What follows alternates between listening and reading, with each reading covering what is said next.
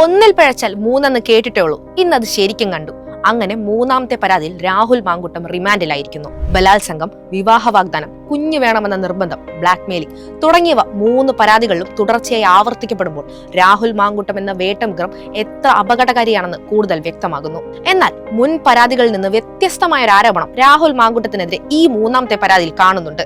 സാമ്പത്തിക ചൂഷണം. ശാരീരിക മാനസിക ചൂഷണങ്ങൾക്ക് പുറമെ ഇയാൾ സാമ്പത്തിക ചൂഷണവും നടത്തിയെന്ന് എഫ്ഐആറിൽ പറയുന്നു. പലപ്പോഴായി പല കാരണങ്ങൾ പറഞ്ഞ് യുവതിയിൽ നിന്ന് ഇയാൾ പണം തട്ടിയെടുത്തു. അതിലെ സുപ്രധാന ഭാഗം ഇങ്ങനെയാണ്. ചൂരൽമലയിലെ ആവശ്യത്തിനായി ഫണ്ട് കളക്ട് ചെയ്യുന്ന സമയത്ത് ലക്കി ഡ്രോയിലേക്ക് രാഹുലിന്റെ സുഹൃത്ത് ഫെന്നി പറഞ്ഞിട്ട് ഫെന്നിയുടെ അക്കൗണ്ടിലേക്ക് പരാതിക്കാരി കാശ് അയച്ചു. ലക്കി ഡ്രോ നടത്തുന്നത് രാഹുലാണെന്നും കഴിയുന്ന രീതിയിൽ സമ്മർദ്ദം നടത്തി വിന്നറാകാനും ഫെന്നി പരാതിക്കാരിയോട് പറഞ്ഞു. ആ ലക്കി ഡ്രോയിൽ യുവതിക്ക് സമ്മാനം ലഭിക്കുകയും ചെയ്തു.